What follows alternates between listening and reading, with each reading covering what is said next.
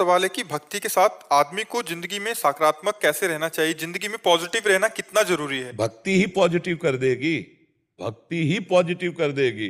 अभक्त कभी पॉजिटिव हो ही नहीं सकता, वो अपने आप का नाश करता रहता है।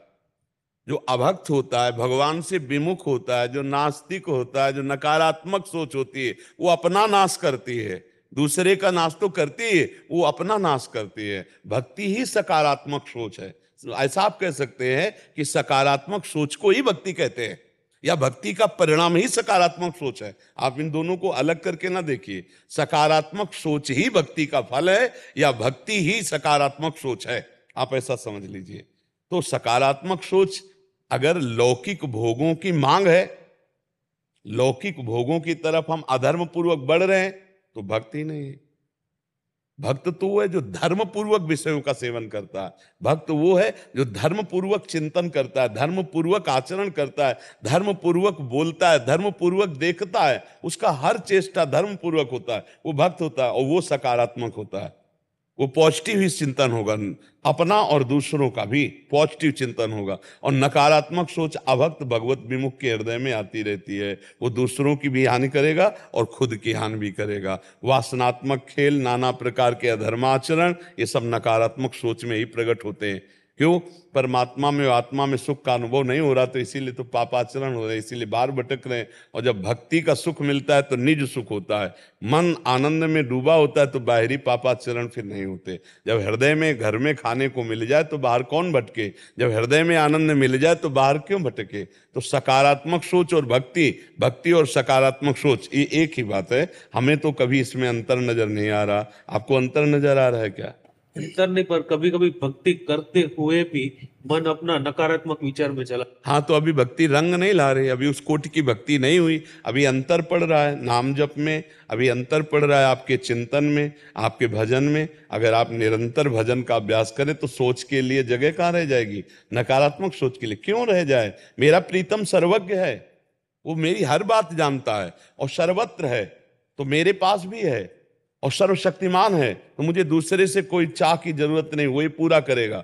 वो सर्वज्ञ है, सर्वत्र है, सर्वशक्तिमान है, फिर मुझे क्या चिंता करना, फिर मुझे क्या अपनी सोच करना। हमारे सामने जो कर्तव्य उसका हम पालन करते हैं, परिणाम महामंगल में होगा, हमें चिंता नहीं करनी। जब आप उसको भूल जाते हैं तब आप सोच में उतरते हैं, और जब आप सोच में उतरेंगे तो आपकी सोच तो नकारात्मक ले ही जाएगी। जैसे पानी को कहीं भी छोड़ो वो नीचे ही जाएगा, अगर उसे ऊपर चढ़ाना है तो यंत्र की जरूरत है। अगर आपकी सोच को ऊपर ऊर्ध्वगामी भगवत भाव में करना है तो मंत्र की जरूरत है। नाम मंत्र भूले तो का हनुमंत विपत्ति प्रभु सोई, जब तो सुमिरन भजन नोई। फंसा देगा मन, नकारात्मक सोच में फंसा देगा। इसलिए हर समय राधा राधा जपो, हर समय कृष्ण कृष्ण जपो, हर समय राम राम जपो। जो भगवान नाम आपको प्रियो, नाम जप करो, खाली मत रहो। इसमें पैसा नहीं लगता, नाम में क्या पैसा लग। अंदर हमारी सोच खाली ना रहे, क्योंकि अगर सोच खाली रहेगी तो संसारिक सोच आ जाएगी। नाम चल रहा है, राधा राधा राधा राधा, कभी सत्संग सुन रहे हैं, कभी शास्त्र स्वाध्याय कर। अब हम जैसे कार्य में लगे तो नाम बीच बीच में बोलने में क्या जाता है। हर 5 मिनट में अगर एक बार राधा बोल दोगे तो आपका धीरे धीरे भजन 24 घंटे चलने लगेगा। क्योंकि एक बार राधा बोला, अब अगली बार 5 मिनट चूक ना जाए, इसलिए कई बार राधा निकल जाएगा। ये राधा बोलना है, 5 मिनट के बाद खाली नहीं होना चाहिए, हर 5 मिनट में एक बार राधा बोलना है, तो हर समय राधा राधा चलने लगेगा। आप नियम बनाओ, 5 मिनट में एक बार राधा, खाली नहीं जाएगा 5 मिनट, एक 5 मिनट 24 घंटे में खाली नहीं जाएगा। हर 5 मिनट में हम एक बार राधा बोलेंगे, ज्यादा कठिन नहीं है। 5 मिनट में एक बार राधा बोलना है, तो आप ये करके देख लो। अगर 24 घंटे के लिए मन ना फंस जाए राधा नाम में तो हमें बताना। हर 5 मिनट में एक बार हमें राधा नाम बोलना है, हर 5 मिनट खाली नहीं जाना चाहिए, एक बार राधा बोलना है। तो आपका चिंतन बनने लगेगा कि 5 मिनट हुए कि नहीं, राधा बोलना है। तो कितने बार राधा आप बोल लेंगे 5 मिनट में, समझ रहे? तो आपकी देखना पवित्रता बढ़ने लगी। जब हम भगवान नाम जपते हैं, भगवत चिंतन करते हैं, तो हमारा हृदय पवित्र होता है। देखो आप यहाँ यहाँ बैठे हो, एक शांति महसूस हो रही है, एक मतलब जगत से कुछ हटकर ऐसा लग रहा है ना। क्यों लग रहा है? क्या है? क्योंकि भगवत चर्चा हो रही, भगवान की चर्चा हो रही, नाम की चर्चा हो रही। और कोई जादू चमत्कार थोड़ी आपको चाहिए। सच्ची मानिए, आपको सिर्फ आपका ज्ञान चाहिए, आपको सिर्फ आपके अंदर जो आनंद है वो चाहिए। अब आप अपने ज्ञान और आनंद को बाहर खोज रहे हैं, दूसरे शरीरों में, भोगों में, वस्तुओं में, इसीलिए खाली हैं। अगर आप लौट पड़े तो आपके अंदर वही ज्ञान है जो बड़े बड़े ऋषि मुनियों के अंदर है, आपके अंदर वही आनंद है जिसे भगवान कहते हैं, भगवदानंद। आप उनके अंश हो, आपको किसी और आनंद की जरूरत नहीं, पर वो समझ पाना कठिन है। इसलिए नाम जप करो, सत्संग सुनते रहो, और जब निगेटिव सोच होने लगे तो आप उसका साथ मत दो। मन के साथ जब हम हो जाएंगे तब फिर हम फंस जाएंगे। मन से अलग होकर, ये गंदा सोच रहा है, राधा राधा राधा राधा, वो जलाएगा, उसको सह जाओ, आप पवित्र हो जाओगे। अब देखो, यही हम कहते हैं, भजन का फल आपके विचार हैं। शरीर रोग से ग्रसित हो, विचार निरोग हैं, ये आनंद में हो। शरीर स्वस्थ है, विचार रोगी है, गंदा काम, क्रोध, लोभ, मोह, मद मत्सर, दुर्गति है। उसी को ठीक करने के लिए अध्यात्म है। रुपया पैसा से काम क्रोध नहीं जीते जाते, नाना प्रकार की भोग सामग्री से अंदर की जलन शांति नहीं की जा सकती। बाहर की ऐसी चमड़ी को ठंडा कर सकती है, हृदय के नहीं। हृदय के सूत्रों को जब हमारे ठंडा चाहिए तो भागवती, बिना भगवान के चरण के हृदय शीतल नहीं हो सकता। नहीं, ऐसे विचार, ऐसे सूत्र निकलते रहेंगे, हृदय जलता रहेगा। इसलिए नाम जप करो, सत्संग सुनो, शास्त्र स्वाध्याय करो, नकारात्मक सोचों को साक्षी भाव से देखो, दृष्टा भाव से वो निकल रही हैं, वो तुम्हें बिगाड़ नहीं पाएंगी। जब उनको स्वीकार कर लेते तभी वो बिगाड़ते हैं। ये सोनी दुबे जी लखनऊ से। अरे सोच क्या रहे हैं, मारिए दनादन। बहुत बहुत बढ़िया, मजबूत कड़ा। प्रियजनों के हित के लिए भगवान जी से कुछ मांगना चाहिए या उन पर छोड़ देना चाहिए कि वो जो करेंगे सही करेंगे हमारे हित के लिए? अरे अपना आपका धैर्य है, अगर आपका धैर्य इतना कार्य करता है कि वो तो सर्वज्ञ हैं भगवान, उनसे क्या मांगना है, वो तो जानते हैं। जैसे माँ को पता है अपने बच्चे को कब क्या पवाना है, ऐसे हम हैं तो सब उनके बच्चे। वो सर्वज्ञ हैं, वो सर्वशक्तिमान हैं, उनसे क्या मांगना, वो जानते हैं सब, समय पर जैसा कर दें। और अगर इतना धैर्य नहीं है तो फिर हमें मांग लेना चाहिए। दूसरे से मांगने से पूर्ति नहीं होने वाली, तो भगवान से। भगवान ने 4 प्रकार के भक्त बताए। एक बताया आर्त, जो अपने कष्ट निवारण के लिए भगवान का भजन करते हैं। एक अर्थार्थी, जो भगवान से संपत्ति चाहते हैं। और एक जिज्ञासु, जो भगवान को जानना चाहते हैं। और एक ज्ञानी, जो भगवान को जान चुके हैं, जो भगवान को प्राप्त कर चुके हैं। तो किसी भी तरह से यदि हम भगवान से जुड़ते हैं तो हमें लाभ तो मिलता है, जैसे संकट निवृत्ति है या अर्थ प्राप्ति है, पर उससे एक परम लाभ ये मिलता है कि धीरे धीरे भगवान से हमारा संबंध दृढ़ होने लगता है, भाव जुड़ने लगता है। तो फिर आगे चलकर एक कामनाएं हट जाती है और भगवत प्रेम हो जाता है, भगवत भक्ति हो जाती है। इसलिए मांगना चाहिए तो सिर्फ भगवान से मांगना चाहिए। और अगर इतना धैर्य है, इतना विवेक है कि भगवान तो सर्वज्ञ, उनसे क्या मांगना, तो फिर इंतजार करो, धैर्य करो, मत मांगो। लेकिन अगर धैर्य नहीं है तो फिर हमें मांग लेना चाहिए प्रभु से। पर मांग तभी पूरी होगी जब आपका भजन होगा, ये भी ध्यान रखो। अगर भजन नहीं है तो फिर मांग भी पूरी नहीं। आप सोचो मैं मंदिर चला गया, भगवान से कह के आया हूं, तो ऐसे नहीं सुना जाता। भगवान भी आपकी बात तभी सुनेंगे जब आप भगवान के प्रति भाव रखते हो, आपके पास भजन है, क्योंकि आप सकामता लिए हो, आपको अपनी कामना पूर्ति करानी। तो जैसे बाजार में आपको जाना है ना, और जौहरी के यहाँ से हीरे का माला लेना है, हार लेना है, तो आपके पास दाम होना चाहिए।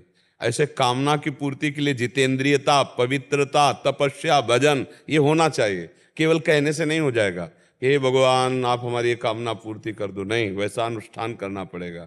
शास्त्रों में जैसे आता है कि भगवान ब्रह्मा जी ने कर्दम जी को आदेश किया कि तुम सृष्टि को बढ़ाओ, तो उन्होंने कहा सृष्टि बढ़ाने के लिए पत्नी की आवश्यकता है, अब मेरे योग्य पत्नी चाहिए। तो उन्होंने फिर भगवान नारायण का भजन किया, 10,000 वर्ष तक भजन किया। भगवान प्रकट हुए गरुड़ पर विराजमान होकर। भागवत में चरित्र है, कपिलोपाख्यान में आप पढ़ो, श्री कपिल जी महाराज करुणा करके कर्दम जी के यहाँ स्वयं प्रकट हुए, भगवान के अवतार है। तो जब भगवान नारायण प्रकट हुए तो उनका क्या चाहते हो, तो उनका पत्नी, तो आंसू गिर पड़े। तो बिंदुसर वहाँ बना हुआ है, कि मेरे साक्षात दर्शन करके, और आकांक्षता उन्होंने कहा आदि सम्राट महाराज मनु की पुत्री देवहूति जी परसों आएंगी और वो आपको पति रूप में वरण करेंगे, और आप उन्हीं के यहाँ फिर भगवान अपनी तरफ से उनको परम कल्याण प्रदान करने के लिए कपिल के रूप में आए। कपिल भगवान ने उनको उपदेश करके माया मुक्त करके भगवत स्वरूप में स्थित किया। तो हमारी जो कामनाएं हैं वो ऐसे नहीं पूर्ण होंगी कि हम मंदिर गए फूल माला चढ़ा दिया और भगवान हमारा एक काम हो, उसके लिए तपस्या करनी पड़ेगी। इंद्रियों को रोक करके भगवान में के चिंतन में लगाओ, खूब भजन साधन करो, तो उसके अनुसार आपको मिलेगा। वो भी पहले पाप नष्ट होंगे तब सुख का विधान आपको मिलेगा। तभी इसीलिए लोगों की अश्रद्धा हो जाती है। मंदिर गए, 1 साल से रोज मंदिर जा रहे हैं और हमारी कामना की पूर्ति नहीं हो रही, तो तुम्हारे जो पीछे के अपराध हैं, पीछे के पाप हैं, उतना भजन करो पहले वो नष्ट हो, तब आगे सुख प्रदान करने वाली तुम्हारी कामनाओं की पूर्ति होती जाएगी अपने आप। पक्का समझ लीजिए, भजन जरूरी है। इसलिए हम कहते हैं राधा राधा कृष्ण कृष्ण राम कृष्ण हरि, जो तुम्हें प्रिय हो नाम जप करो। नाम जप करने से सब मंगल हो जाता है, सब आनंद हो। जब भगवान के हम सामने बैठते हैं और अंतरात्मा से उनको देखते हैं तो मन करता है कि कुछ भी मत करो। हाँ, उत्तम बस बात, समर्पण करते हैं अपने आप को। बिल्कुल बहुत उत्तम बात है। सही बात तो यही कि तेरा तुझको अर्पण क्या लागे मेरा, तन मन धन पर सब। प्रभु जब बच्चों के लिए या परिवारजन के लिए हित के लिए सोचते इतना हैं, सही समझ लीजिए कि जन्म लेने के पहले से विधान शारीरिक सुख दुख भोगने का बन चुका है। केवल एक बात है जो आप कर सकते हो, भजन करके भगवत प्राप्ति या पापाचरण करके दुर्गति। नहीं तो इस शरीर के सुख दुख का विधान पहले से बन चुका है। कहाँ इसका जन्म होगा, कहाँ इसका मरण होगा, बीच का क्या यात्रा होगी, ये पहले से। सुनो भरत भावी प्रबल विलख कहो मुनिनाथ, हानि लाभ जीवन मरण जस अपजद विधि हाथ। तो हम भगवान के भरोसे में होकर नाम जप करते हुए अपने कर्तव्य को करें, कर्तव्य को करते रहे, कर्तव्य में नहीं। उनसे मांगे क्या, आप जानो आपका कार्य जाने। हम अपने कर्तव्य को कर रहे हैं तो फल अवश्य मिलेगा, हमें चिंता करने की। पर ये बहुत विवेकी भक्त की बात है। जब भी इतना विवेक ना हो तो मांगो। जगत पिता है, आपने हमको सृष्टि में प्रकट किया, अब हमें यह आवश्यकता है तो आप ही, जैसे बेटा किससे मांगे, अपने पिता से मांगे। तो या तो इतनी जोर का संबंध भाव बन जाए कि प्रभु मेरे हैं, तो अपने बाप से जैसे हक पूर्वक हम मांगते हैं ऐसे प्रभु से मांगे। और या फिर प्रभु की दुकान में अगर हमें जो सामान खरीदनी तो भजन रूपी पैसा होना चाहिए। अगर भजन नहीं है तो फिर बात नहीं। तो ये जो समर्पण है ये हक पूर्वक आ जाता है, फिर अपनापन, ये तन मन प्राण आपको समर्पित है। अब आप देख लीजिए हम आपसे क्या कहें। हे दिलवर, हमने जब पूरा जीवन ही आपको दे दिया तो आपसे क्या कहे। जब दिल दे दिया तो दिल की दुख सुख की बातें आप जानते हो ना, फिर आपसे क्या कहे। वो बहुत ऊंची बात हो जाती है। और ये बहुत उत्तम है कि आप भक्ति करती हो, नाम जप करती हो, तभी ऐसी उत्तम धारणा आती, समर्पण। ये आत्मसमर्पण नौधा भक्ति, श्रवणम कीर्तनम स्मरणम विष्णुपाद सेवनम अर्चनम वंदनम दास्यम सख्य आत्मनिवेदनम। इसे आत्मनिवेदन नवी भक्ति कहते हैं। कि अब चाहे दुख मिले चाहे सुख मिले, आपसे क्या मांगना, ये तन ये मन ये प्राण सब आपका हे नाथ। आप देख लीजिए, ये बहुत अच्छी बात है, पर ये इस पे टिके रहना बड़ा कठिन बात है। शरीर में प्रतिकूलता आते ही मांग खड़ी हो जाएगी, नहीं है ले?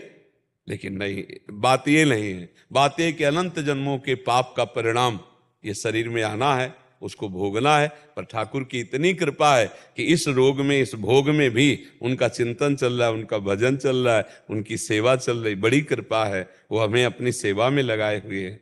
तो समर्पण में जो आनंद है वो मांगने जांचने में तो है नहीं। पर फिर मांगे तो किससे मांगे? अगर जिसकी मांगने की इच्छा हो तो हम बार बार प्रार्थना करते हैं, केवल प्रभु से मांगो। ये मनुष्यों से मांगने से क्या हो? तो हम दाता से मांगे, जो सबके दाता है, भगवान श्री हरि से मांगे, प्रभु से मांगे। जी प्रकृति जी, श्री हरिवंश। श्री हरिवंश